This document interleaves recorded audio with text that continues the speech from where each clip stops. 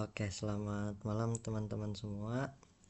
Kembali lagi di video lainnya. Ini di video kali ini kita akan coba menjalankan WRF dari mulai WPS sampai runningnya selesai. Nah, pertama-tama yang perlu disiapkan adalah Ubuntu. Yang di sini aku pakai Ubuntu versi 22, teman-teman bisa versi 20. Dan di video ini aku anggap teman-teman udah berhasil melakukan instalasi WPS dan WRF, sehingga ya ini nanti udah dipastikan bisa berjalan dulu gitu ya si program WPS sama WRF-nya.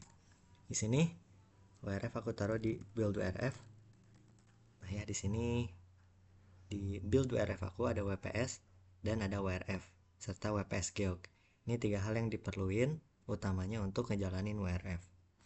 Nah, pertama-tama yang perlu dilakuin adalah nyiapin dulu si programnya ya. Nah, kalau misalnya teman-teman mau ngejalanin langsung, bisa aja WPS dijalanin di WPS dan WRF dijalanin di WRF run ya. Ya, di sini dilihat di dalam folder WPS, direktori WPS itu ada GeoGrid, Ungrid ya, dan MathGrid. Sedangkan di WRF garis miring run ya, WRF run ini ada si real.exe dan WRF.exe. Nah, teman-teman bisa ngejalanin di WPS dan WRF run aja. Tapi di sini preferensi aku yaitu aku siapin direktori sendiri untuk running. Di sini aku bikin namanya output. Jadi teman-teman bisa buat direktori namanya output dulu gitu ya. Terus masuk ke output dan di sini baru dibuat suatu project teman-teman mau jalanin. Seperti di sini contohnya aku tutorial WRF gitu ya. Dan aku masuk ke tutorial WRF. Ini pasti kosong gitu ya.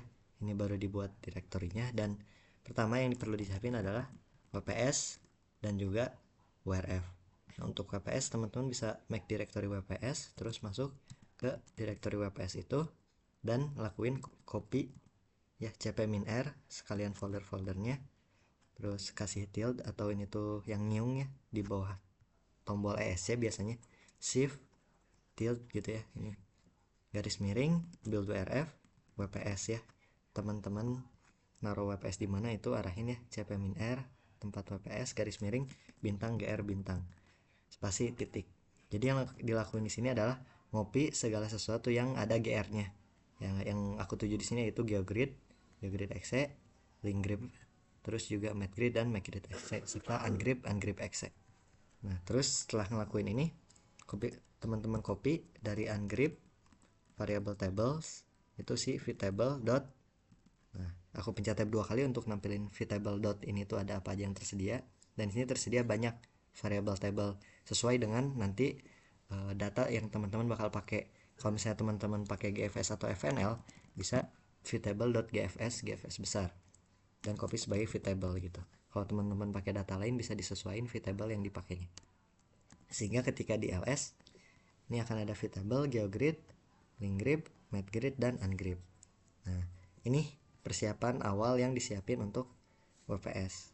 Nah, setelah dilakuin penyiapan programnya, kita lanjut ke penyiapan si domainnya. Berarti kalau di sini umumnya aku pakai WRF Domain Wizard ya. Bisa teman-teman search di Google WRF Domain Wizard, nanti ada GitHub page punyanya JRicher. JRicher ini bisa dibuka WRF Domain Wizard, dan di sini masuk ke domain wizard ini teman-teman klik new untuk mulai ngebikin domain. Kalau teman-teman pakai domainnya itu di area Katulistiwa ya, dekat-dekat Katulistiwa pakai Mercator, tapi kalau lintang menengah dan lintang tinggi bisa pakai Lambert. Karena ini aku lintangnya itu ya di area ekuator, aku pakai yang Mercator. Dan DXD ini yaitu untuk domain pertama teman-teman mau berapa sih resolusinya. Di sini aku taruh di 15 kilo, atau kalau teman-teman mau lebih cepat runningnya atau gak perlu satelit itu bisa teman-teman naikin misalnya ke 27.000 atau 27 kilo. Di sini aku ambil satu Jawa dulu aja gitu ya ceritanya. Di sini aku ambil satu Jawa, dan untuk penentuan domainnya ini hal yang disarankan adalah coba teman-teman usahain di sini tuh ngambil kayak misalnya mau Jawa nih, Jawa kan ujungnya anggap di sini berarti ya pulaunya tuh. Nah, tambahin minimum 5 grid ke luarnya. Jadi kalau dari sini 1 2 3 4 5, minimum 5 grid ke arah atas bawah juga ya. 1 2 3 4 5. Ini aku kecilin 1. Set.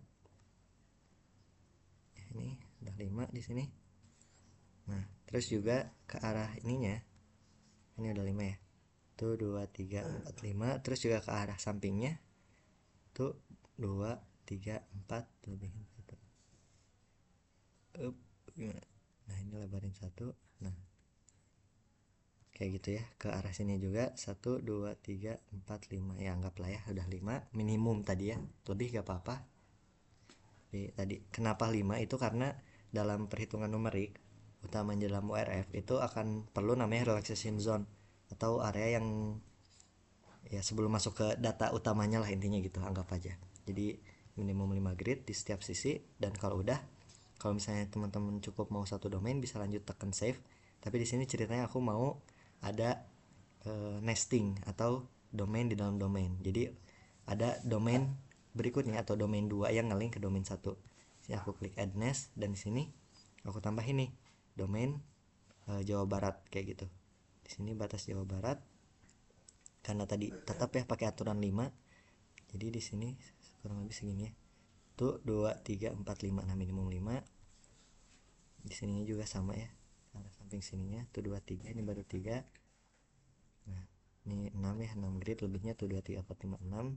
Ke bawahnya juga sama minimum 6, dan ke atasnya juga sama minimum 6. Kayak gitu. Kalau misalnya udah mentok ya udah gak apa-apa sedapnya, dan kalau udah dirasa cukup bisa lanjut pencet save. Tapi kalau misalnya mau lanjut nambah domain 3 yang ngelink ke domain 2, nyunduk ke domain 2, bisa tambah add nest.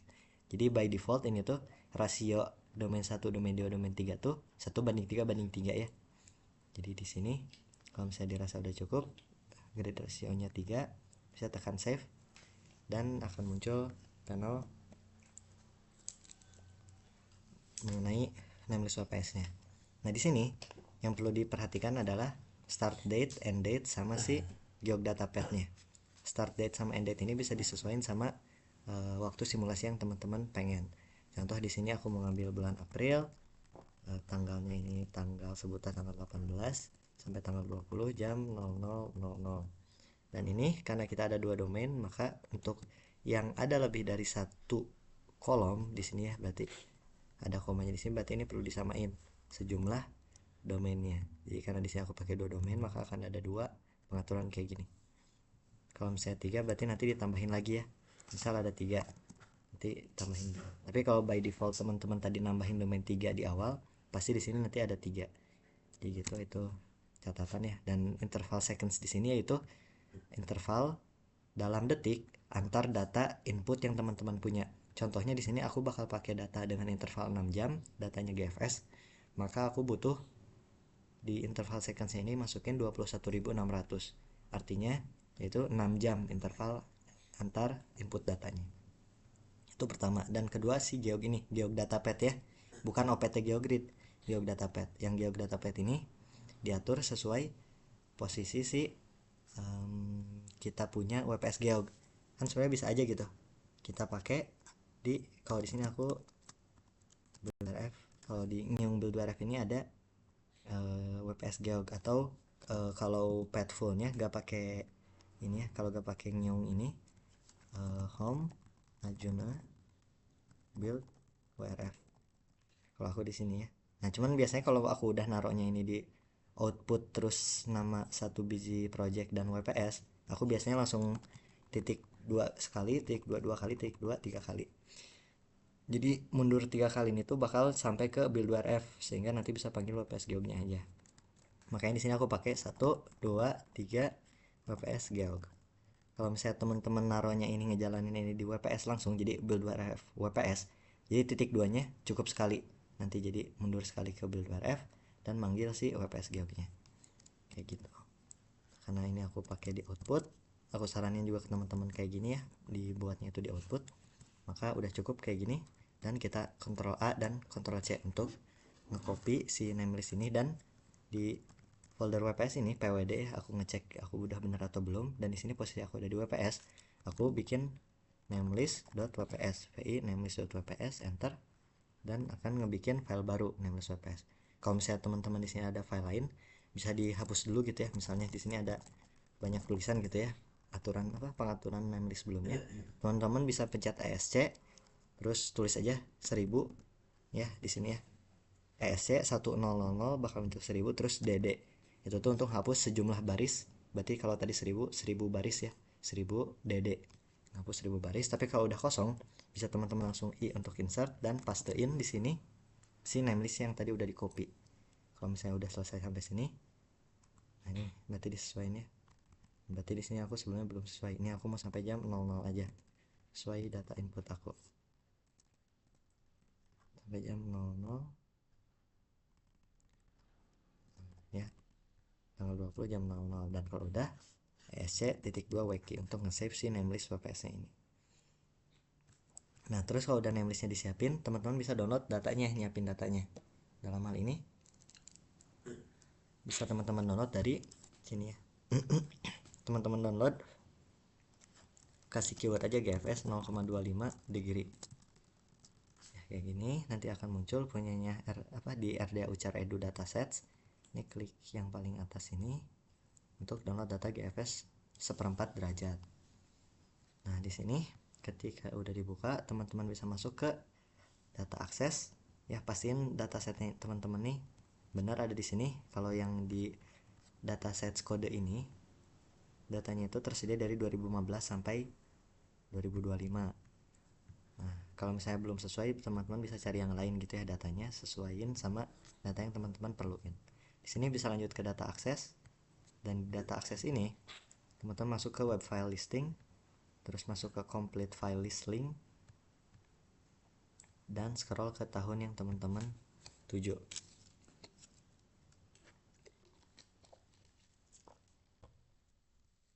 Nah, di sini teman-teman cari, kalau misalnya tadi aku kan April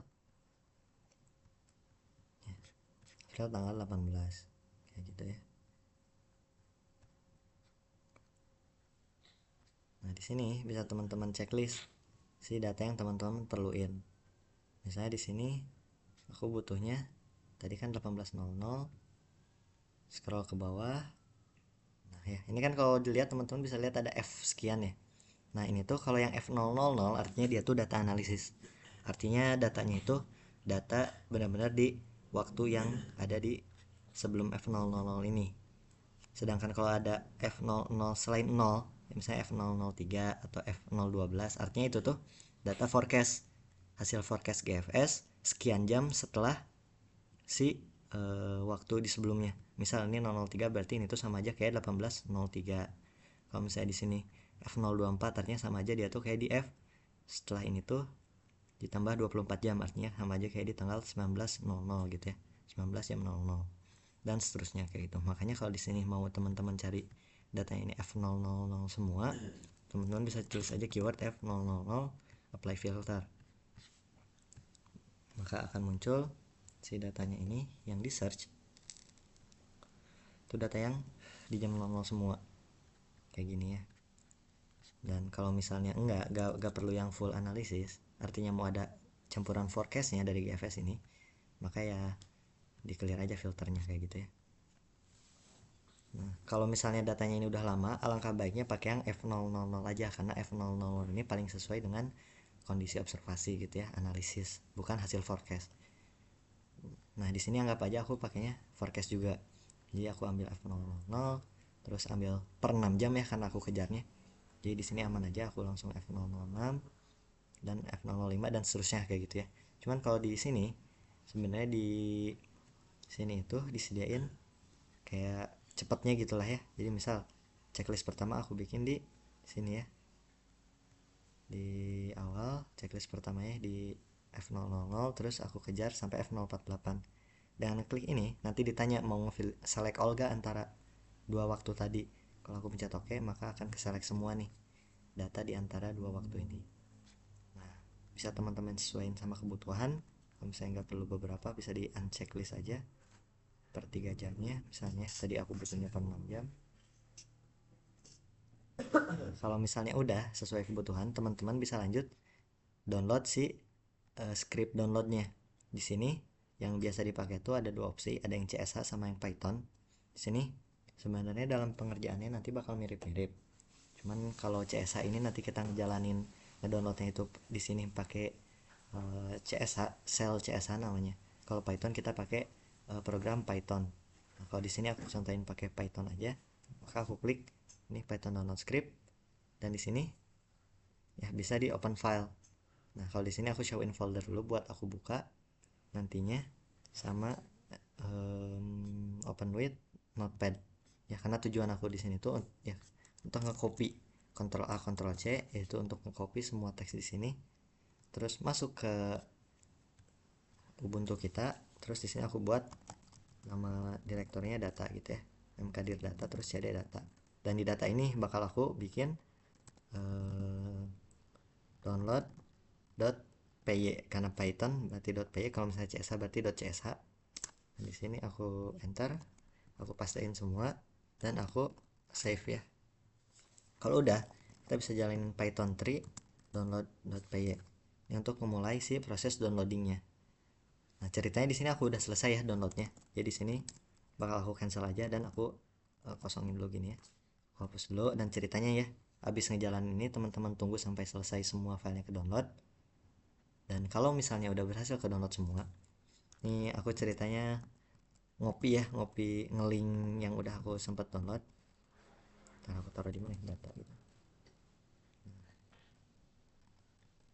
Nah, ceritanya di sini aku udah download semua ya. Kalau teman-teman udah ngejalanin ini harusnya bakal ke download semua yang teman-teman perluin dari si datanya gitu ya, data yang tadi teman-teman udah checklist. Tapi semisal ada satu atau dua data yang gagal, ada beberapa data yang gagal, teman-teman bisa ngejalanin ulang. Caranya dengan ya edit aja sih download.py nya, dan karena tadi ceritanya ada beberapa yang berhasil tapi beberapa lainnya gagal, di sini teman-teman kasih hashtag aja di yang udah berhasil. Misal aku tuh udah berhasil, mana ya salah kepencet. Misal aku tuh udah berhasil, tinggal data terakhirnya kayak gitu ya. Nah, misalnya tinggal data terakhir yang belum berhasil, maka kasih hashtag ya vi download py, terus kasih hashtag yang udah berhasil, habis itu save. Dan kalau udah di save, panggil lagi python 3 download.py buat ngedownload ulang yang belum berhasil kayak gitu. Nah, ceritanya udah nih ya, berhasil semua ke download. Jadi dengan begitu mestinya udah aman gitu, semua data yang teman-teman perluin udah berhasil download, dan lanjut ke langkah berikutnya, yaitu ngejalanin program-program di WPS. Programnya ada apa aja di sini tuh ada, pertama itu geogrid.exe. Ini tuh tujuannya terhadap namelist WPS ya, domain yang udah kita pilih itu kita bangun, kita interpolasi data terestrialnya atau data WPS geognya. Isinya tuh kalau misalnya dilihat di build WPS geog, ini ada banyak data, ada albedo, terus juga di sini ada lie atau leaf area index, terus juga barangkali di sini ada soil type atau jenis tanahnya, ada macam-macam banyak ya di sini ya, sampai ke topografinya gimana, sehingga kalau misalnya teman-teman udah download si WPS Geo gitu mestinya udah aman dan udah bisa tinggal jalanin di sini. Karena kita udah ada nameless WPS, kita bisa tinggal jalanin geogrid.exe. Dengan ngejalanin geogrid.exe ya, dan udah successful completion, kita bisa ls buat ngelihat bahwa ada dua file baru di sini, yaitu GOM D01 dan D02. Kalau teman-teman ada 3 domain bakal ada D03 juga, dan kalau misalnya cuma satu domain cuma sampai D01. Artinya ya ini tuh GOM D bintang-bintang ya, DXX nya ini ada berapa, ada domain keberapa teman-teman bikin kayak gitu. Dan kalau misalnya udah, kita bisa lanjut jalanin si ungrip. Nah, untuk ngejalanin ungrip ini tuh ngebutuhin dua file, yaitu vtable dan satunya lagi yaitu si data yang tadi udah teman-teman download. Nah, tapi di sini dia tuh kan gak bisa nyari secara acak aja gitu data kita tuh ada di mana. Makanya di sini kita pakai linkgrip.csh ini tuh untuk ngarahin si data yang tadi udah kita download sehingga bisa dibaca sama ungrip. Jadi di sini jalanin titik garis miring linkgrip.csh, terus arahin ke tempat data. Kalau di sini kan aku ada di data ya, tadi udah di download data, terus pencet tab 2 kali untuk ngelihat isi data tuh ada apa aja. Dan di sini kan sebenarnya ada download py sama ada gfs. Nah, kalau misalnya kita langsung kasih bintang di sini, nanti tuh download py bakal ke bawah, karena bintang ini tuh artinya semua yang ada di data garis miring ini akan disertakan. Yang padahal download PY ini tuh bukan data input, melainkan script download. Makanya kalau misalnya nanti asal bintang terus enter, dia tuh bakal error waktu ngejalanin ungrip. Karena ini ya, kita contohin aja ya. Karena waktu di ls setelah ngejalanin grip itu bakal ada grip file, dan kalau kita jalanin ll atau ngelihat linknya itu kemana, kita bisa lihat bahwa grip file AHA ini tuh bukan ke GFS data kita, melainkan ke download PY. Kalau kayak gini, ketika dijalanin ungrip exe, dia bakal error karena gak bisa nemu ini tuh sebagai data input. Makanya di sini aku bersihin dulu rm grip file .aa bintang buat ngilangin semua yang depannya grip file, dan aku link ulang ke data. Di sini tuh dikasih aja awalan gitu, GFS 0p bla bla bla bla, pokoknya udah cocok aja nama depannya itu sama nama data teman-teman, terus belakangnya kasih bintang terus enter. Maka di sini akan didapat grip filenya.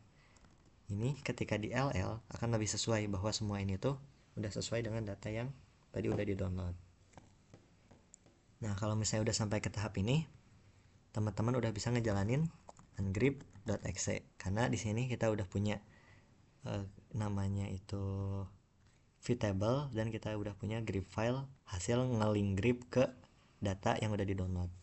Jalan aja ungrip.exe, dan ungrip.exe ini tuh akan cenderung lama kalau misalnya data yang kita pakai itu banyak dan datanya itu satunya tuh resolusinya tinggi. Misal di sini kan aku pakai yang 1/4 derajat. Nah, ini tuh 1/4 derajat akan lebih lama daripada ngedownload yang 1 derajat. Makanya di sini bisa ditunggu aja. Ya. Dan sebenarnya yang dilakuin sama ungrip ini tuh dia ngeluarin data dari data input yang tadi kita kasih yang udah di-download, itu nyesuaiin dengan vtable yang tadi kita sertain, vtable GFS.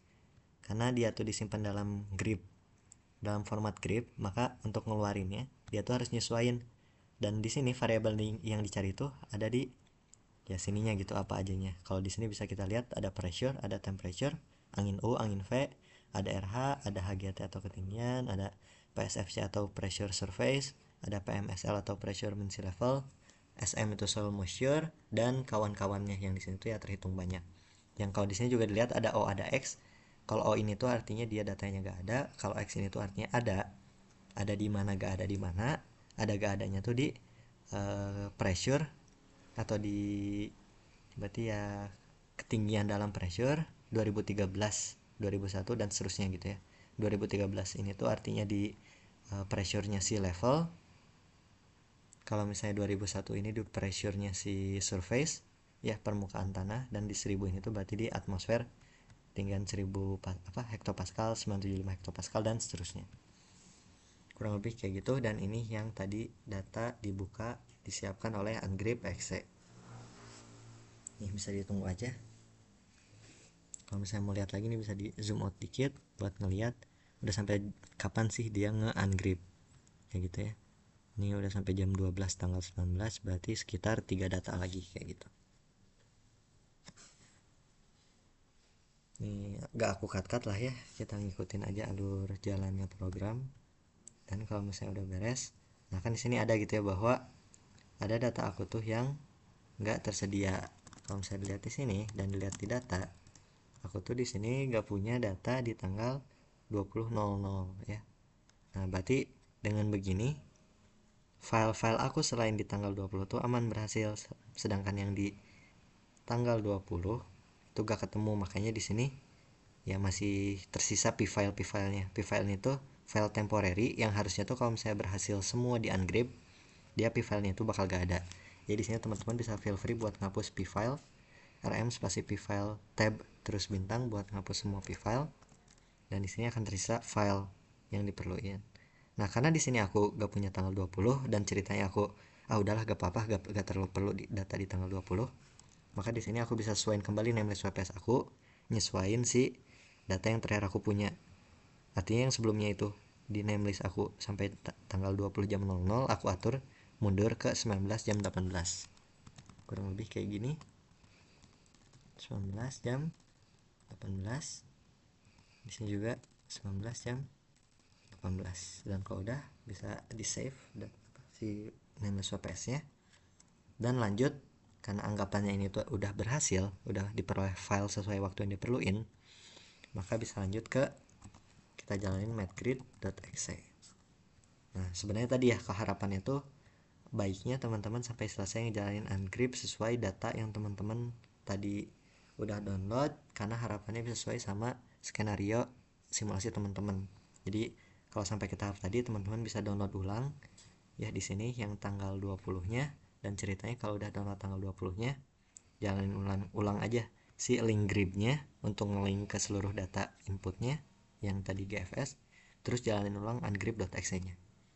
Nah, ceritanya di sini aku udah sesuai aja sama simulasi aku, kita bisa tinggal jalanin matgrid.exe ya. Dari ngejalanin, kalau kita coba ini ya, kita coba apa namanya, review dikit.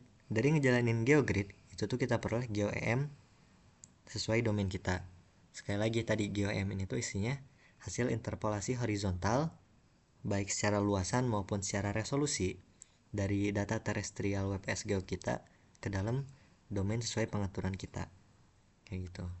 Dan di sini yang dijalanin oleh ungrip tadi adalah data yang sebelumnya itu dalam bentuk grib ya, ini tuh kita uncompress gitu ya, kita keluarin ke dalam bentuk intermediate file, di sini namanya file, dengan waktu sesuai waktu si data itu, yang mana ini tuh merupakan bentuk data yang bisa dibaca oleh WPS dan oleh WRF. Kalau misalnya tadi yang GFS dalam bentuk grip itu belum bisa dibaca sama WRF, makanya perlu kita jalanin si ungrip. Dan terakhir matgrid.exe ini tujuannya itu masukin seluruh file intermediate dari GFS tadi yang udah di ungrip ke dalam GeoEM kita, ke dalam domain kita yang udah dipenuhi sama data terestrial. Sehingga ya yang tadinya tuh kita cuma punya data terestrial aja di domain, itu kita jadi punya data di sekian banyak level atmosfer. Tadi ya kalau dilihat di atas kan ada level-level tertentu gitu ya. Nah, semua data di level itu dimasukin ke dalam domain kita melalui file program matgrid.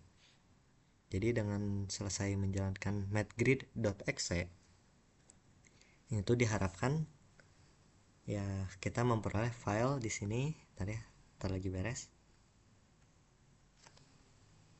Nah, di sini matgrid. Nah, ya, successful completion of matgrid. Dan di sini akan diperoleh matem. Tadi matem itu isinya adalah domain GeoEM kita terestrial yang udah dimasukin data atmosfer dan diinterpolasi secara horizontal. Contohnya aja tadi di sini aku pakai data 0,25 derajat, artinya sekitar 27 kilo. Ini disesuaikan sama domain yang udah diatur di namelist WPS. Jadi kalau misalnya teman-teman namelist WPS yang 18 kilo, artinya dengan ngejalanin matgrid, si data 27 kilo ini tuh diinterpolasi ke 18 kilonya domain kita secara horizontal, kurang lebih kayak gitu. Sehingga di sini kita udah peroleh file-file yang kita perluin, yaitu GeoEM, matem, dan ya si file intermediate-nya. Nah, selanjutnya yang kita lakuin adalah ngejalanin WRF itu. Yang di sini untuk ngejalanin WRF itu kita perlu ngelink si matem ini. Jadi udah tinggal matem-nya aja nanti yang perlu dibawa. Nah, caranya yaitu di sini aku mundur satu directory, aku mundur ke ini ya, ke file output project tutorial WRF. Di sini yang tadinya cuma ada WPS ya, ini aku copy min R juga, copy min RL. Kalau di sini aku pakai RL besar, berarti aku ngopi seluruh hal termasuk directory dengan juga termasuk link-link yang tadinya filenya itu link. Di sini aku copy jadi file benerannya gitu ya, supaya nanti ketika ada perubahan di sistem itu nggak jadi error. Anggap aja kayak gitu, ini cari aman pakai cpmin RL besar, terus nyung build WRF, nyung garis miring build WRF run spasi, berarti ini satu directory di run ini aku copy sebagai namanya WRF ya, nyung build WRF run spasi WRF. Dan di sini akan diperoleh WRF ini ya, directory WRF, yang kalau aku masuk ke WRF ini, aku ls, aku lihat isinya ada apa aja. Ini seluruh data yang diperluin dan seluruh program yang diperluin dalam ngejalanin WRF. Nah, Udah aja, ini udah siap directory kita. Nah, yang perlu selanjutnya dilakuin adalah kita link ln spasi min sf. Ini kita link titik-titik garis miring artinya mundur satu directory, dan aku masuk ke WPS. Dari WPS ini aku copy semua yang namanya met_em. Kalau misalnya diingat kan tadi met_em ya, si hasil metgrid itu. Ini aku link semua met_em bintang, semua file yang depannya met_em belakangnya apapun itu aku link sebagai titik ya, bintang spasi titik. Artinya di sini aku link sebagai nama dia apa adanya. Jadi kalau dilihat di sini ya akan ada banyak ya met_em sesuai dia apa ada namanya di WPS. Ini udah ngelink berhasil, dan kalau udah ngelink berhasil sebenarnya udah tinggal run. Tapi ada yang ngebatasin kita sehingga belum bisa run, yaitu si nameless input kita. Kalau tadi di WPS kita pakai nameless WPS, di WRF ini kita pakai nameless input. Sini kita sesuaiin dulu nameless inputnya, udah sesuai belum waktu runningnya dan pengaturan domain serta parametrisasi yang kita pakai. Jadi di sini nameless input, sini aku sesuaiin dulu bahwa di sini kan aku tadi yang mau aku jalan itu 2025, bulannya bulan 4, tanggalnya itu tanggal 18 mulainya.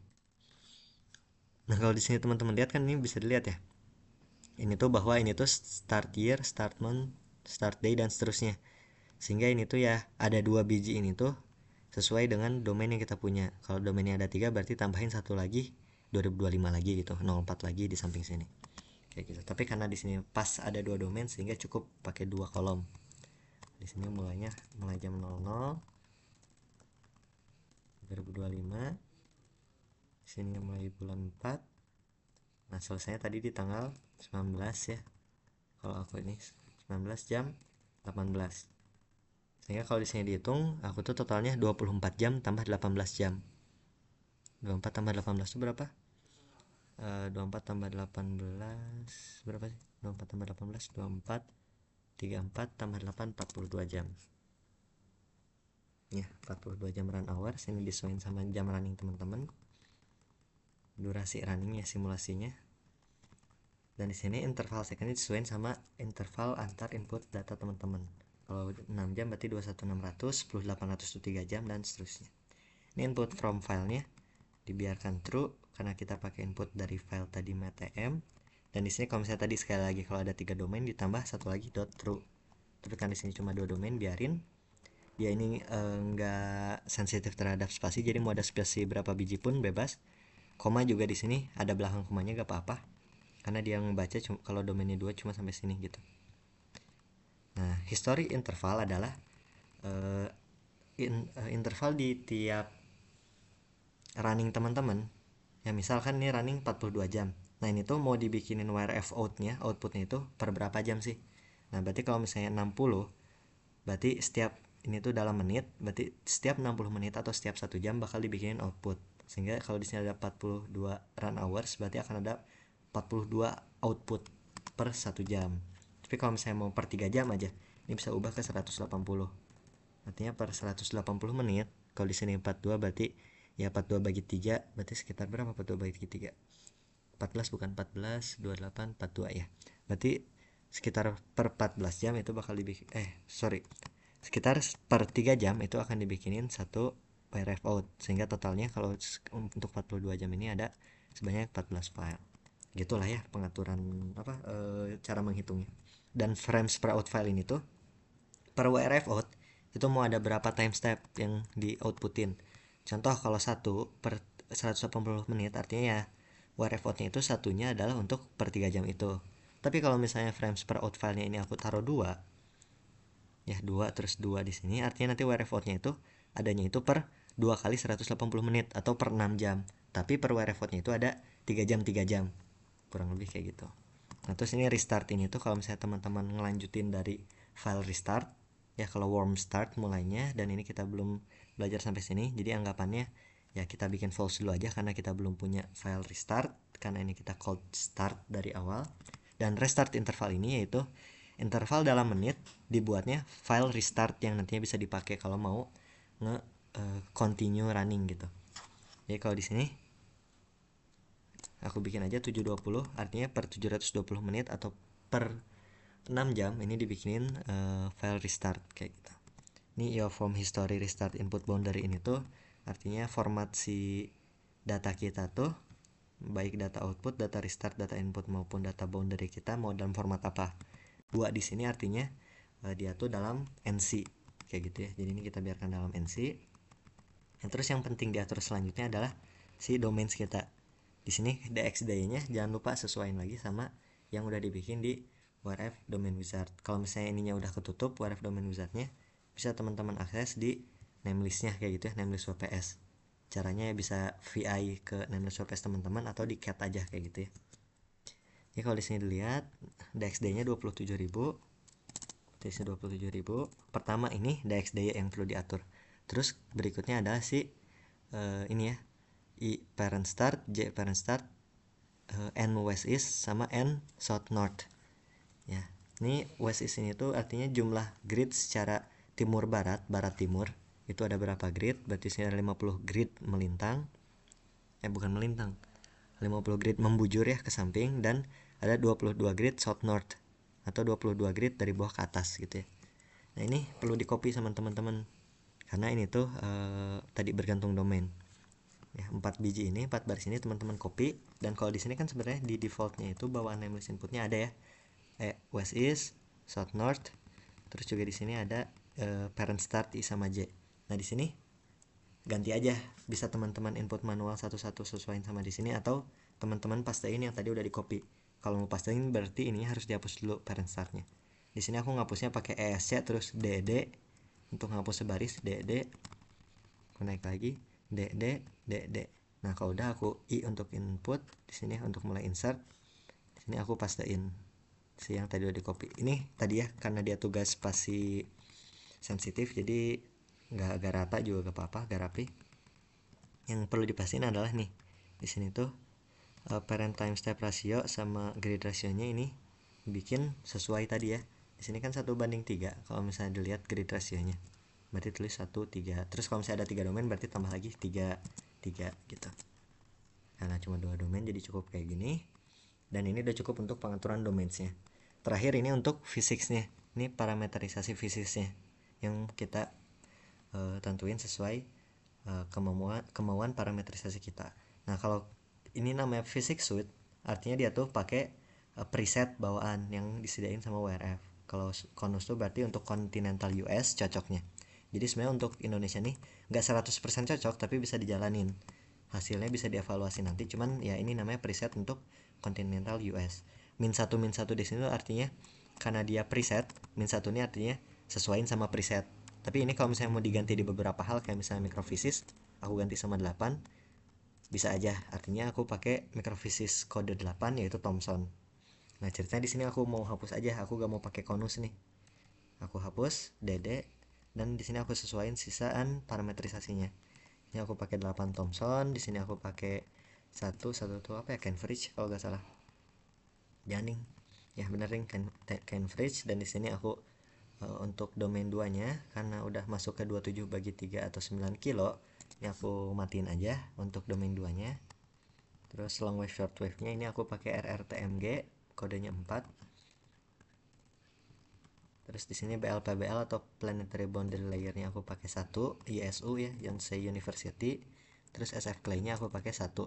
Nah, SF clay ini perlu dicek cocok atau enggak sama BLPBL nya. Yang pasti di sini kalau pakai yang 1, kalau nggak salah 1 tuh apa, MM5 revise gitu atau apa, itu cocok untuk BLPBL ISU atau 1. Jadi di sini aku biarin. Dan surface physics-nya ini aku pakai 2, atau 2 ini tuh untuk NOAA Unified. Ya, ini aku pakai kayak gini pengaturannya. Untuk RADT dan kawan-kawannya ini bisa teman-teman biarin atau sesuaiin. Nah, kalau paling enggak aja DT ini biasanya disesuaikan sama si DXD-nya. Jadi kalau di sini nih aku pakai DXD-nya itu 27 kilo, berarti ini aku pakai 27, dan RADT-nya ini aku pakai ya 27/3 ya, karena grid rasionya 3, berarti aku pakai 9. Dan sebenarnya udah kayak gini, udah bisa lanjut run. Nah, paling yang perlu ditentuin lagi supaya dipastiin berjalan dengan stabil si WRF kita ini, kita sesuaiin dulu si apa namanya, resolusi kita ya, DXD kita terhadap time step. Caranya ini kita pakai kalkulator. Nah, ada kita kenal di numerik ini tuh, perhitungan numerik prediksi cuaca tuh namanya CFL, atau ya angka kestabilan lah, anggap secara numerik.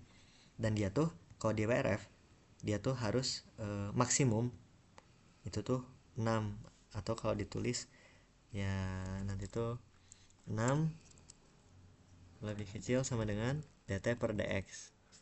Ya artinya kalau ditaruh gini berarti dx kali 6 ini harus lebih kecil dari dt. Ya atau kalau di kalkulatornya kita bisa bikin aja gitu langsung di 27 dalam kilometer ya, 27 kilo dikali si 6, karena tadi aturan maksimumnya tuh 6, berarti maksimal kita pakai 162 untuk time stepnya. Semakin mendekati 162 ya, semakin besar itu tuh artinya dia akan semakin cepat runningnya, karena perhitungan yang dilakuin semakin sedikit, tapi bakal semakin cenderung unstable semakin lama running. Nah ini kalau misalnya aku mau taruh 150 sebenarnya bisa. Jadi karena tadi masih di bawah 162. Paling yang perlu diperhatiin adalah karena di sini aku pakai dua domain, supaya WRF out-nya ini rapi. Ini aku perlu pastiin bahwa 150 dibagi grid ratio aku bagi 3 ini tuh angkanya adalah ya di dalam menit itu bisa bulat gitu, di dalam jam nantinya ya. Jadi kalau di sini aku pakai aja lah di 120, karena kalau pakai 120 bagi 3 tuh bagi 3 dia tuh adalah 40. Yang 40 ini tuh kalau misalnya aku sejam tuh 3600 misalnya WRF history intervalnya tuh 3600 bagi 40, ini harus dipastiin angka bulat. Kalau misalnya tadi mau pakai 3600 bagi contohnya tadi tuh berapa, aku 150, berarti 150 bagi 3 itu 50. Ini bisa aja aku pakai tadi di sini 150 kayak gitu.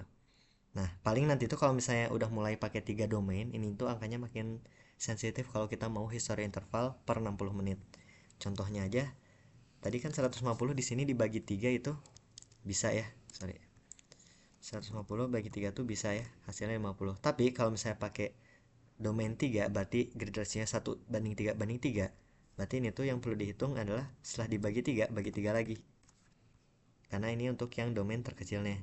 Nah ini jadi 16, jadi gak bagus. Sedangkan kalau 90 bagi 3 lagi ini masih bisa. Nah makanya itu perlu diperhatiin ya kalau misalnya lebih dari 2 domain. Dan kalau udah diatur ininya, udah mestinya ini ke bawah udah sesuai. Dynamicsnya bisa teman-teman atur, tapi di sini pakai default juga udah cukup. Maka di sini aku save dan cek lagi di sini MATM-nya udah ada, dan kita bisa mulai jalanin program RealXE. Nah untuk ngejalanin RealXE ini ada baiknya kita jalanin secara paralel prosesinya itu pakai MPI run ya. MPI run spasi min NP. Min NP ini tuh artinya kita nentuin number prosesor yang kita akan pakai, dan untuk nentuin ini maksimumnya berapa kita sebenarnya bisa aja nproc jalanin. Yang dengan jalan nproc ini tuh akan keluar jumlah maksimum dari prosesor yang kita pakai. Nah ini tuh ada 12 maksimumnya, dan sebelum nanti running bisa 12 pakai 12. Nah sebelum bisa lihat ke sana kita perlu cek juga RAM kita ada berapa, karena semakin banyak paralel processing yang dilakuin dalam satu waktu, misalnya 12 core, itu juga akan semakin banyak memori yang bakal kepake, karena ngebuka data dalam satu waktu secara bersamaan dilakuin oleh sekian banyak prosesor. Itu jadi bikin perlu diperhatiin memorinya. Nah, kalau misalnya dipaksa tetap jalan, biasanya di awal jalan, cuma nanti bakal ada bacaan errornya tuh killed, atau prosesnya berhenti karena kehabisan memori, kehabisan RAM. Terus itu pertama catatan, dan kedua sebenarnya kita bisa aja MPI run min np, contohnya di sini aku ambil 12 untuk jalanin titik garis miring real.exe. Nah cuman kalau misalnya tahu-tahu berhenti ini, kita bisa cek tail rsl.error.000004 biji, dan di sini biasanya tuh akan keluar error kayak gini ya. Kalau misalnya errornya kurang bisa dimengerti, terlalu pendek, di sini bisa tail spasi min 50 dulu, artinya mengeluarin 50 baris terakhir dari RSL error. Dan ini dikasih tahu sejauh ini aman, tapi di berikutnya dikasih tahu bahwa domain size kita itu terlalu kecil untuk 12 core, berarti kalau aku di sini. Nah, dikasih tahu bahwa reduce MPI rank, kurangin si min NP-nya. untuk distribusi yang sesuai. Nah kalau misalnya kayak gini gak perlu khawatir, bukan salah di name listnya, bukan salah di domainnya, tapi di penggunaan jumlah core-nya. Ini aku kurangi ke 10, aku cek lagi tail dan ternyata masih sama errornya. Yang full 4 langsung kecilin ke 6. Di sini juga masih sama errornya, dan di sini aku mundurin lagi ke 4. Nah ketika udah 4 ini gak secepat tadi runningnya, berarti kan ada proses lebih jauh dilakuin. Kalau udah beres tail lagi, dan kalau misalnya udah berhasil akan muncul success complete real EM init. Dan ketika di ls akan muncul RSL error sejumlah core yang tadi total dipakai, dan RSL out ini nyimpen catatan runningnya. Dan di sini kalau misalnya udah real access dijalanin akan muncul WRF BDY atau WRF boundary. Ini akan ada sejumlah satu domain ya, D01 aja kalau misalnya teman-teman jalaninnya nesting dengan feedback sama dengan satu, dan akan ada WRF input sesuai jumlah domain teman-teman. Di sini karena aku 2 domain akan muncul WRF inputnya D01 dan D02. Udah gini udah aman, realnya udah sukses. Saya kita lanjut jalanin MPI run min np 4 karena tadi aku 4 tuh bisa jalan. Real exe nya ganti ya titik garis miring wrf.exe. Nah kalau udah dijalanin kayak gini dan udah diem lama, ini bisa diharapkan udah berjalan nih. Cara ngeceknya udah sejauh mana prosesnya, kita bisa buka session baru. Di sini aku buka 2204 versi yang sama ya. Buka terus masuk ke build WRF output. Di sini aku masuk ke tutorial WRF tempat tadi aku ngejalanin WRF. WRF. Dan di sini bisa kita lakuin tail rsl.error.0000 kayak tadi ngecek error. Ya, jadi ngejalan ini bisa nampilin proses running kita udah sejauh mana. Nah, berarti kalau kita tail gini, prosesnya di sini masih jalan. Nah, di sini muncul kayak gini berarti ya masih berjalan aman kayak gitu. Dan kalau dilihat di sini ya kurang lebih ini tuh artinya dia lagi ngejalanin ngitung parametrisasi Thomson untuk ngehitung si variabel massa dari butir-butir awan, anggaplah kayak gitu ya. Jadi ini bisa ditunggu terus aja kayak gitu sampai runningnya selesai. Tunggu dikit lah ya sampai runningnya jalan. Ini video udah mau sejam 47 menit. Ini bisa cek berkala aja, tailnya panggil lagi ini untuk terus ngecek progresnya.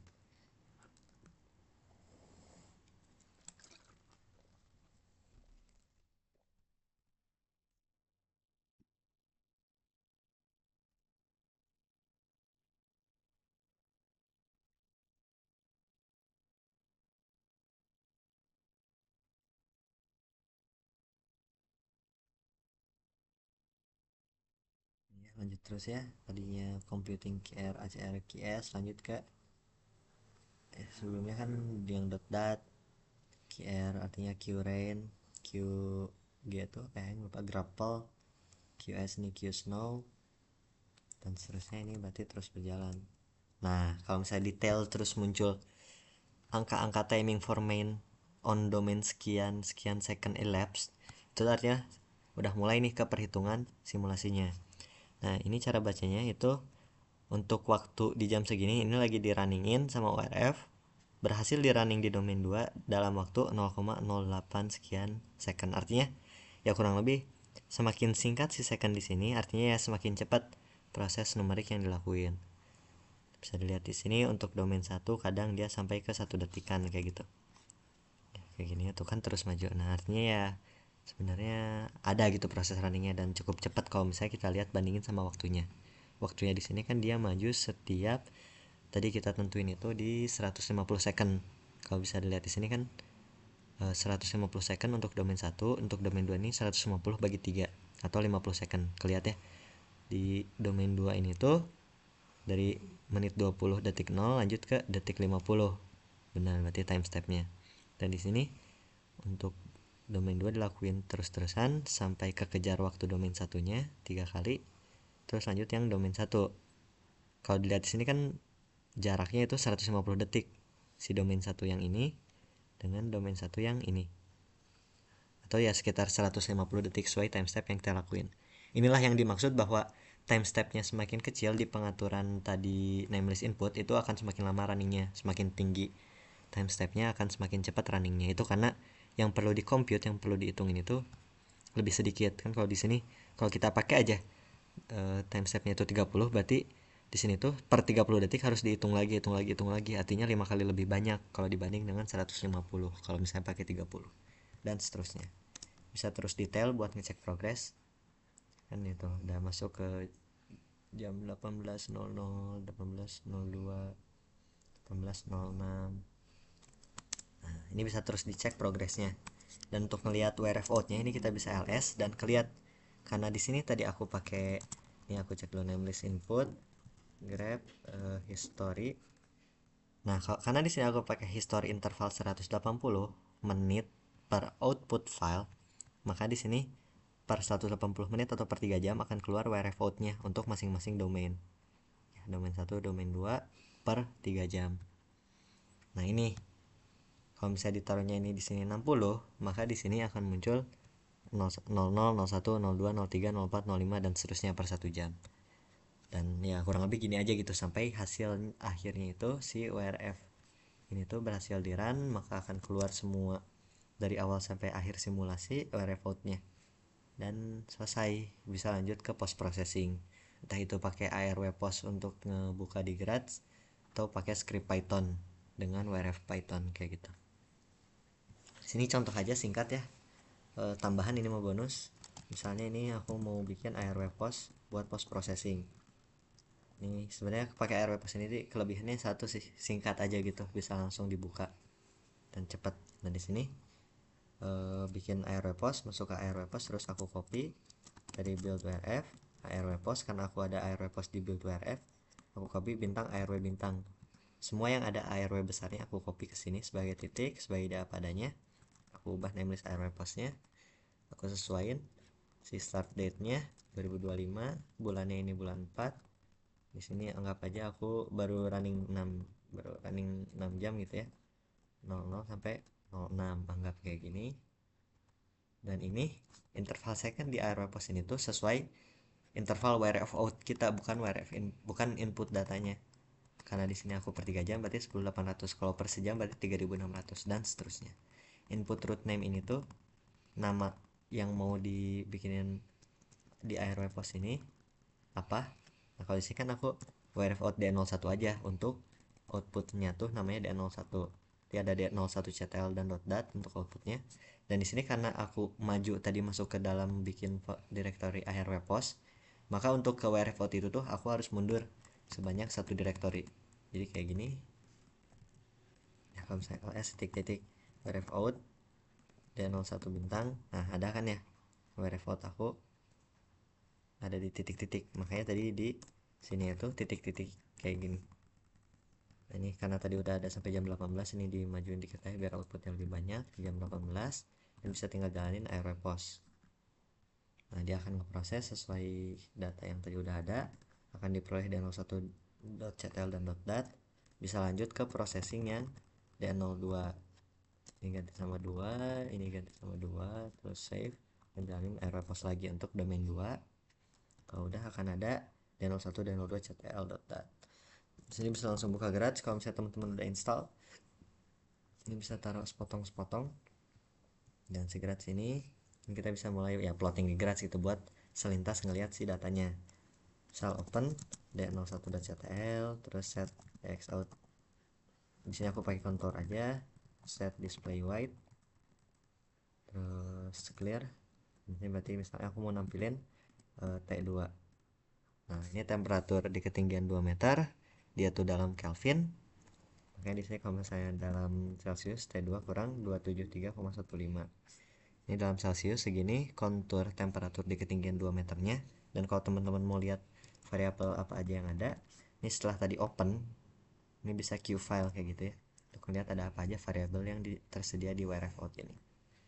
Ini kan ada T2, terus juga di sini ada T, ini kan sebenarnya temperatur theta kurang T0. Nah, makanya kalau misalnya kita mau ngitung potential temperature, itu kita bisa clear dulu, terus D T kurang 300 ini tuh untuk nyesuaiin menjadi Kelvin.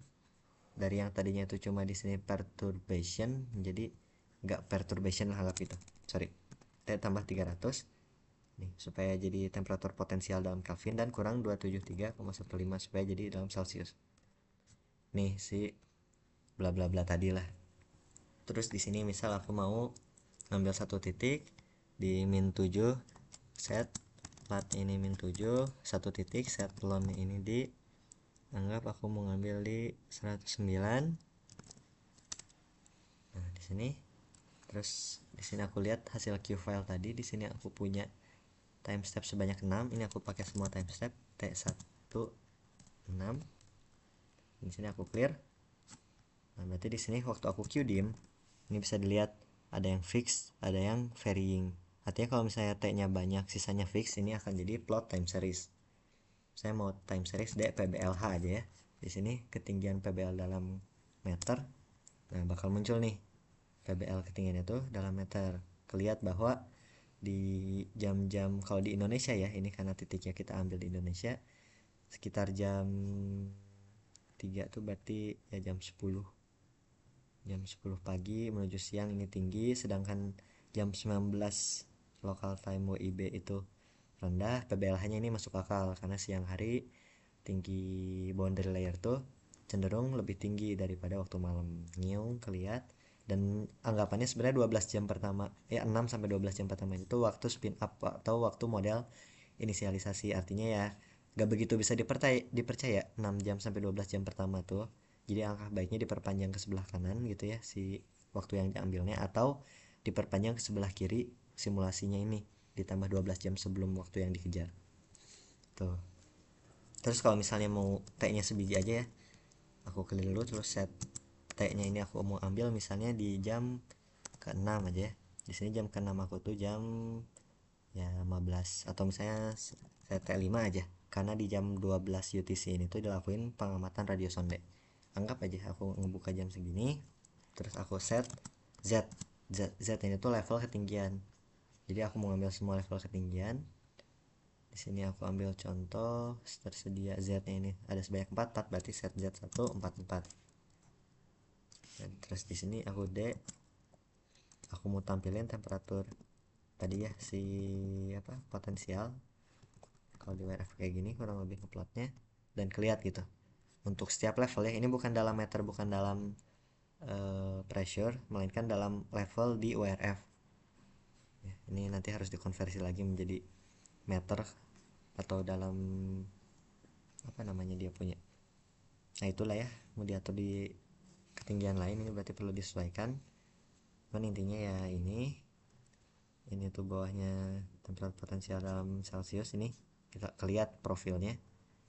Terus makin tinggi tuh temperatur potensialnya makin tinggi juga. Di titik tertentu di level mendekati level 40 tuh terjadi peningkatan yang signifikan. Ya gitulah ya analisis kurang lebihnya. Gitu cukup sebenarnya. Terus juga kalau gak salah dia ada geopotential heat. Cuma ini perlu dicek lagi ya variabel-variabelnya. Model heat. Coba ya. Ada ding. Atau bisa set. Iya, bisa gak mode apa? Gak bisa. Ah gitulah ya pokoknya atur-atur.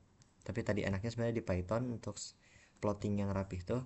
Apalagi mau ditambah data radio sonde dibandingin, jadi ya segitu dulu untuk sekilas ngejalanin WPS, WRF, ARW pos. Dan ini masih jalan terus. Maka di sini cek lagi terakhir sebelum diudahin videonya. Di WRF ini dijalanin si ngecek RSL error 17.30. Ini jam 12. Ini harusnya udah bentar lagi beres sampai jam 18 doang. Ya begitulah, nanti kalau udah selesai ya akan keluar. Ini udah berapa? Wah udah 59 menit. Nanti akan keluar kurang lebih kayak gini nih. Message-nya itu ini ya, aku coba ambil output dari yang lain. Nah nanti itu akan keluar kayak gini kurang lebih, sukses complete. kalau udah beres. Ya segitu aja, cukup dari aku. Makasih, sampai jumpa di video berikutnya, semoga lancar. Dadah.